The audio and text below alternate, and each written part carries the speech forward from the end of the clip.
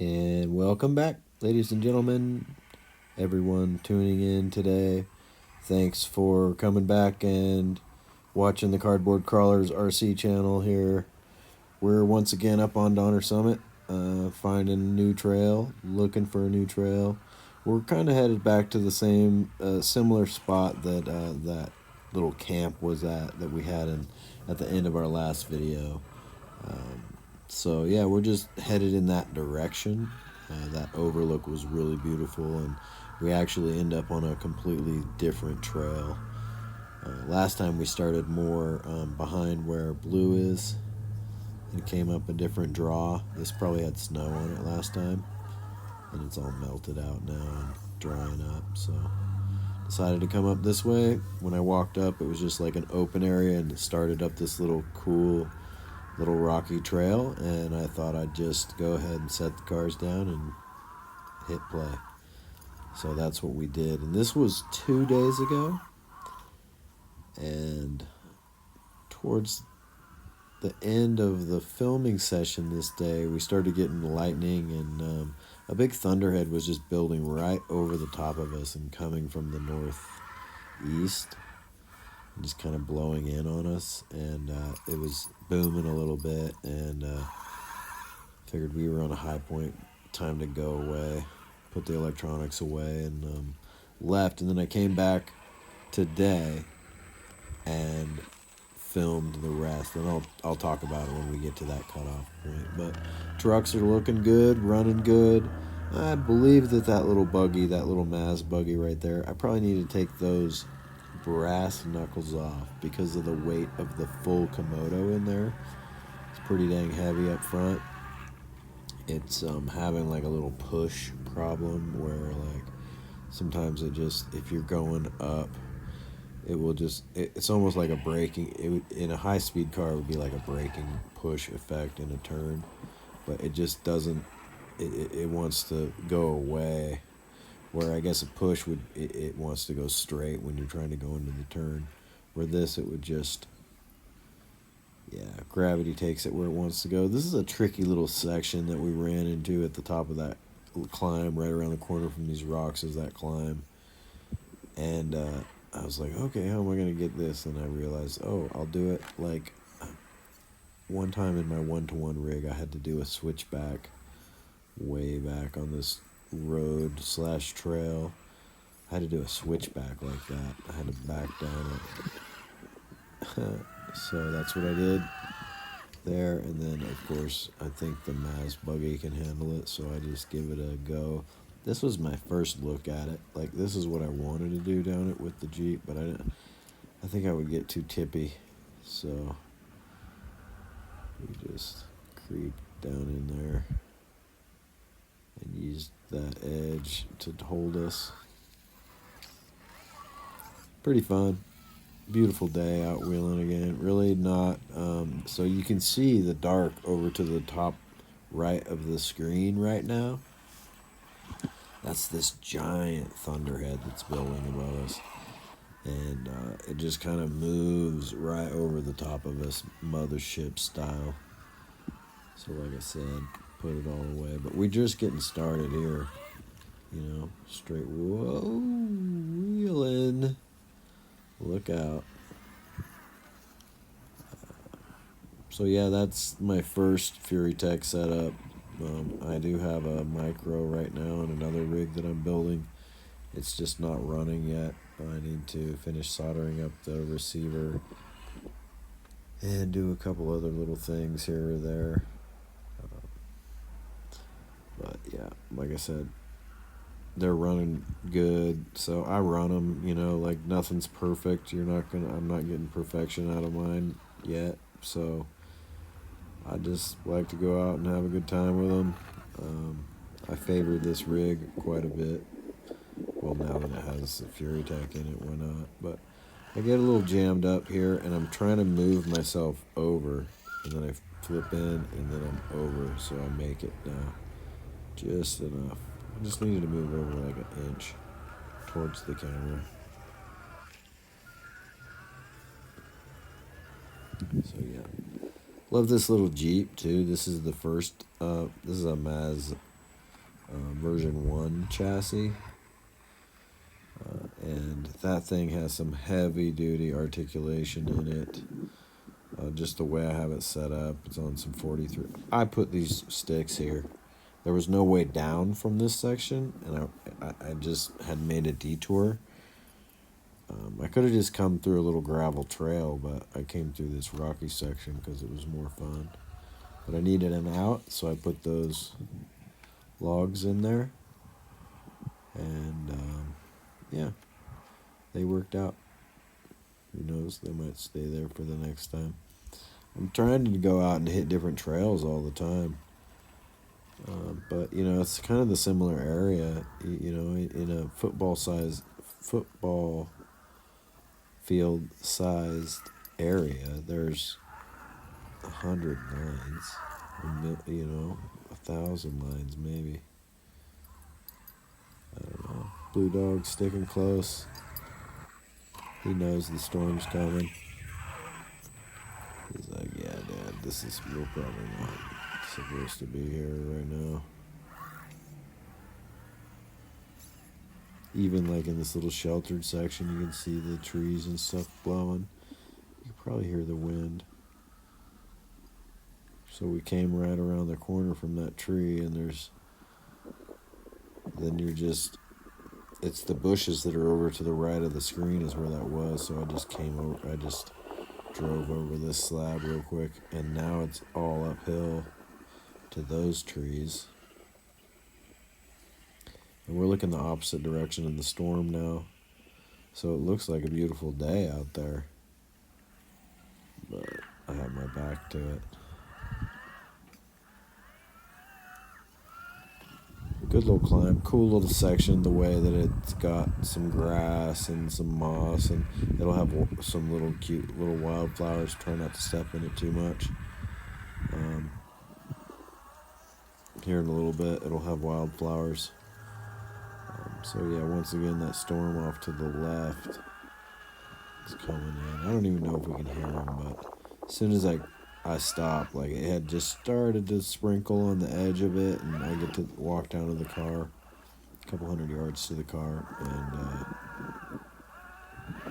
yeah, it starts sprinkling, and then it's just rain, and it was thunderstorm. Like up above, the rocks got wet. There's some puddles left today from yesterday's thunder showers.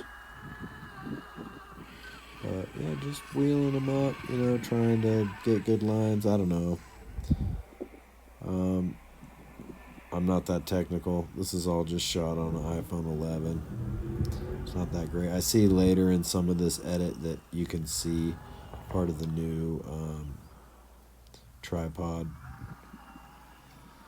So I got to work on that. I understand that it's not as cool, and probably not even with Blue in the background, but I can't help it. My dog's my dog. He's just out hanging out with me, and he just happens to stick close and be a good dog, and so he's in the shot a lot, and that's okay.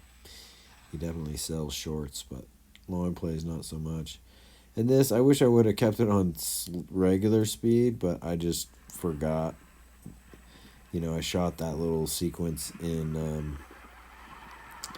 a time lapse, and I didn't realize it. And then when I went to edit it, I could have changed the speed. I just didn't.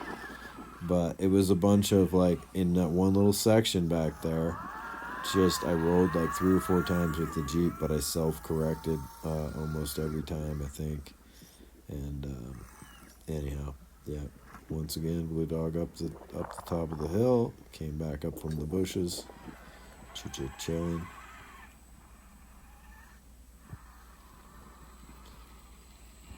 And you see there's some wildflowers starting to bloom there, so give them a bypass.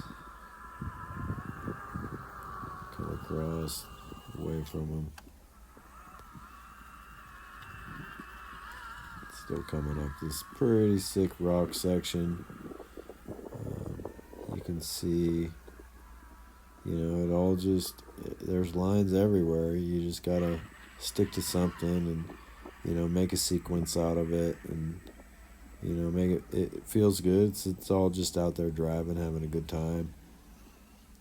So, yeah, you got to just go have fun with it. And then, the edit is the tricky process. And I try not to over edit. I do very little. Just cut and splice. Like, I try to keep the movement going. Like, right there, you can tell there's a little edit there where, the tires move as I start to go. And I don't always get it perfect. Good looks at the truck and the beautiful mountains around, and you got to just be out there enjoying the day, right? There's probably people driving on that road, maybe going to work right there. I don't know. This was pretty early in the morning. It was 8 or 9. So, nah, it might have been 9 or 10, but whatever. Still, that contractor truck was probably going to work back there. Those Outrunner motors sure are pretty on camera, the way they spin, and the digital camera picks them up all crazy. And this rig right here, I mean, Ruby, because she's on red slippers. What a great little Jeep this one is. Again, on a Mazz chassis. That's a version 1. Jora axles, just the regular SCX 24 axles. Purple Pro motor. 4mm hex widener kit on that. Jora links. NSDRC servo with a BEC. Version 2 stock electronics from the SCX 24. I think that's like a Samick Sting link on there. No bumpers, front or rear.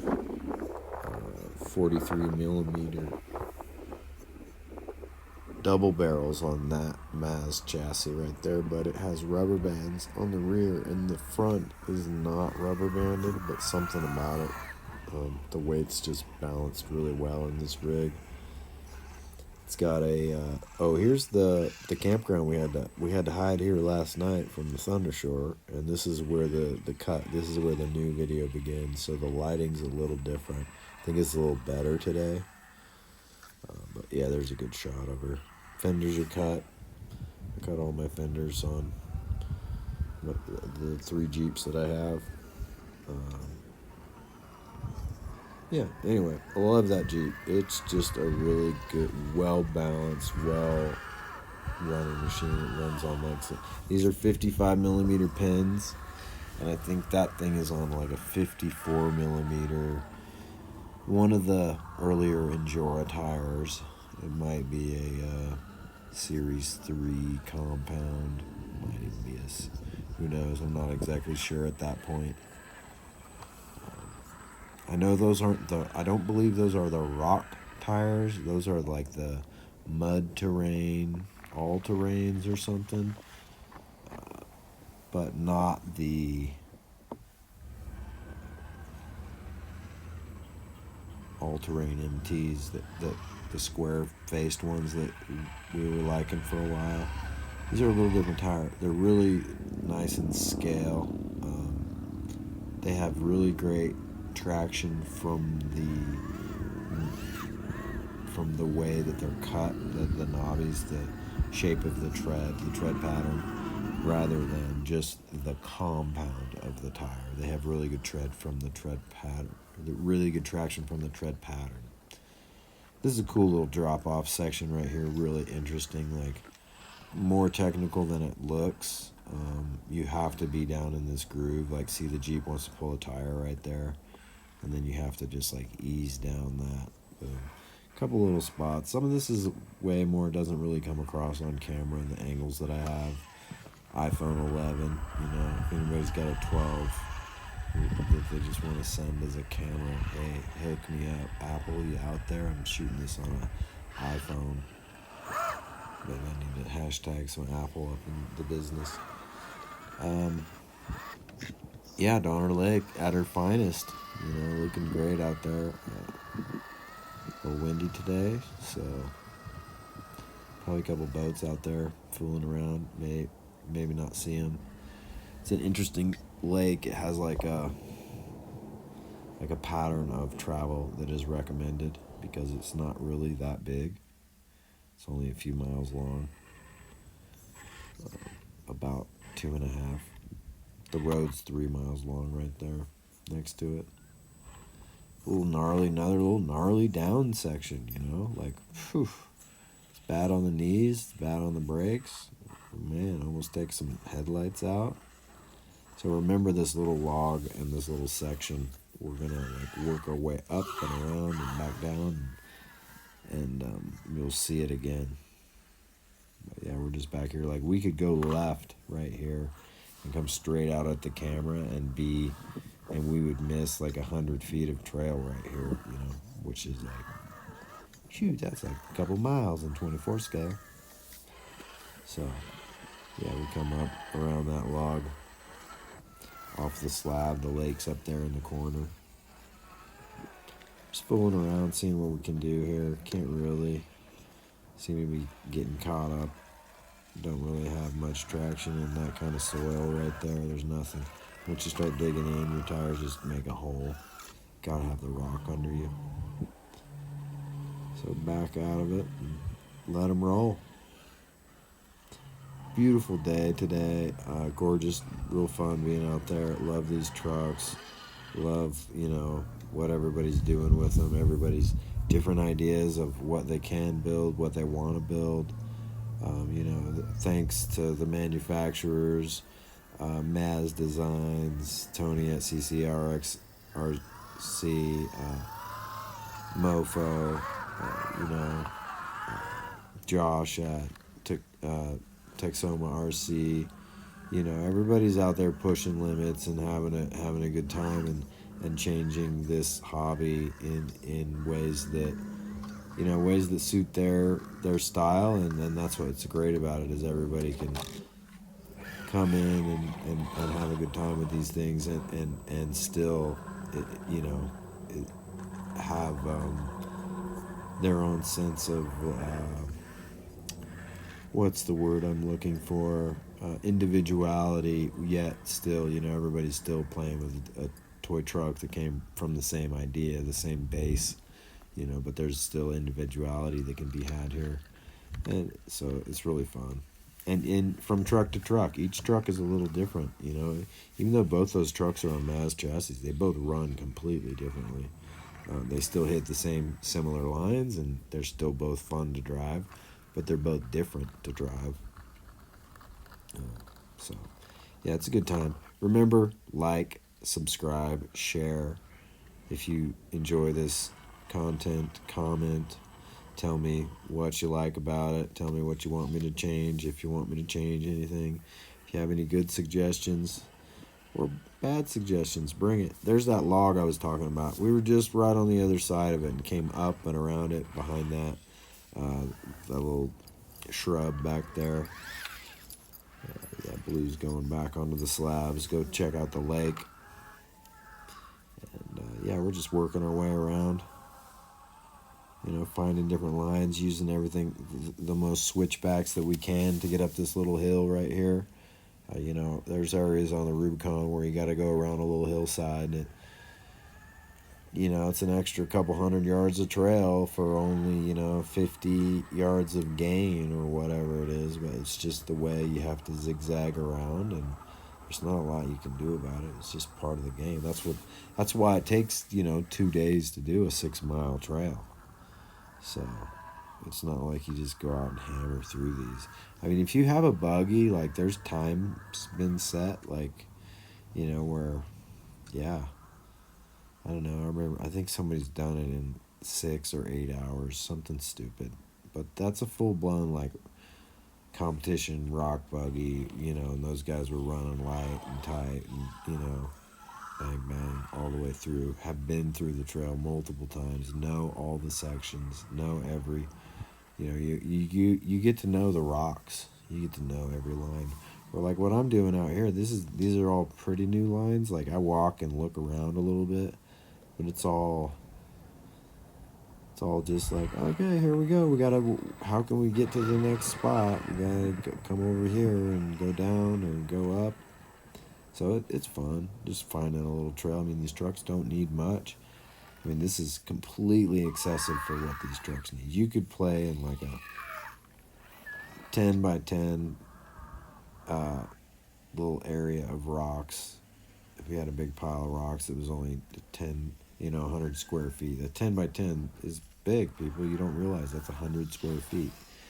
Start adding some elevation by mounding up some rocks or putting some other stuff underneath them. This is a little sick section here. Starts to build, starts to become something. Like my rock pile back in North Carolina. Gonna do a lot of work on giving it some elevation. It's pretty flat. After building some more indoor here this year, I realized what needs to happen, how to make it better. And I had started to realize that like last year as I was leaving, as I was preparing to come out here for the winter, now spring and half the summer, it seems like. We'll see. Maybe another, I guess it's about 10 days. I'm planning on leaving a week from Monday, but we'll see what that means. And Blue Dog always sticking close, always checking on us. Pretty tough little section right here. Like, it's definitely tougher than it looks, Like, this truck's working for it right there. And I just happen to find the line and make it up and through and just bang bang, right? The Jeep, I think, struggles a little right here, but, to be expected. What happen on these big drives. You can't get every line every time. No recovery straps with us today, no recovery vehicle, so hey, gotta make it or break it, find it. These trucks are very capable though, these two rigs, so they do fine.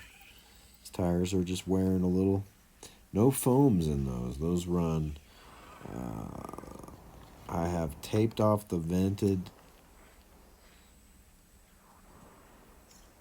weight in them. The rings had a hole in them to be vented, and I taped that.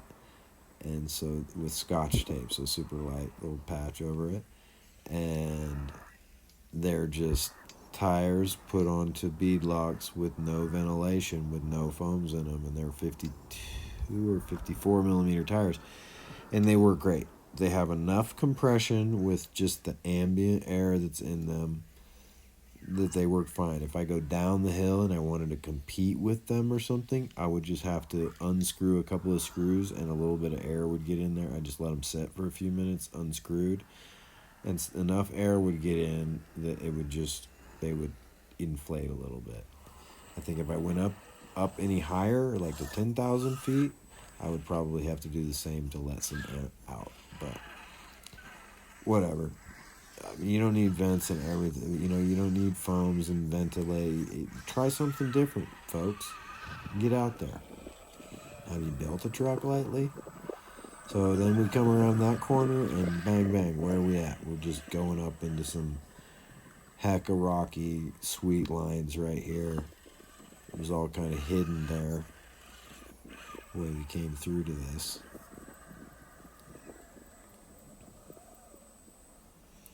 So yeah, there's this, and I'll edit in a little bit more of this climb right here.